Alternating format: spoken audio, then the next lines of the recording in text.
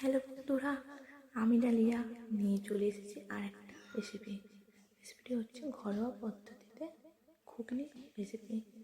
তো এই রেসিপিটি দেখার জন্য অবশ্যই আমার চ্যানেলটাকে সাবস্ক্রাইব করুন এবং লাইক কমেন্ট এবং বাড়িতে বানিয়ে দেখুন কেমন হয়েছে। তো এটা করার জন্য আমার যা যা লাগছে, আগে আমি মটর কড়াইটাকে 4-5 ঘন্টা ভিজিয়ে রেখেছিলাম এবং এরপরে আমি আস্তে আস্তে জলটা ছেড়ে নিয়ে প্রেসার কুকারে কড়াইটাকে দিয়ে পরিমাণ মতো জল দিয়ে দিলাম। জল দিয়ে একটু হলুদ গুঁড়ো আর একটু স্বাদ মতো লবণ দিয়ে ভালো করে নেড়ে নিয়ে আমি প্রেসার কুকারের মুখটা ভালো করে এঁটে দিয়ে আমি এটা বসিয়ে দেবো। তো যতক্ষণ এটা হবে ততক্ষণ ঘুগনির জন্য আমি কী কী লাগে সেগুলো নিয়ে নেবো। দুটো আলু নিয়েছি, আলুটাকে ভালো করে চপিং করে নেবো। ভালো করে চপিং করে নিয়ে ছোটো ছোটো করে কেটে নেব। তো কেটে নেওয়ার পরে আমি আদা, রসুন, কাঁচা লঙ্কা, টমেটো এগুলো নিয়ে নেব এবং আদা রসুনটাকে ভালো করে পেস্ট করে নেবো এবং টমেটোটা ভালো করে আমি কেটে নেব।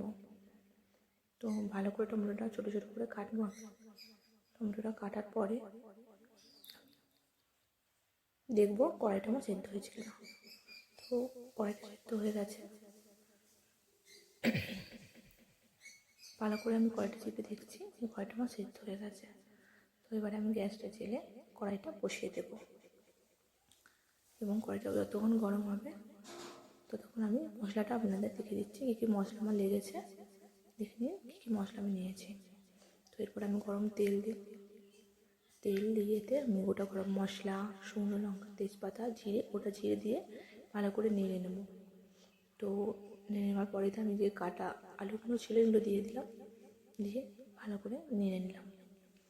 ভালো করে নেড়ে নিয়ে আমি কিছুক্ষণ নাড়বো, 1 মিনিটের মতো নেড়ে আমি দুটো কাঁচা লঙ্কা দিয়ে দিলাম।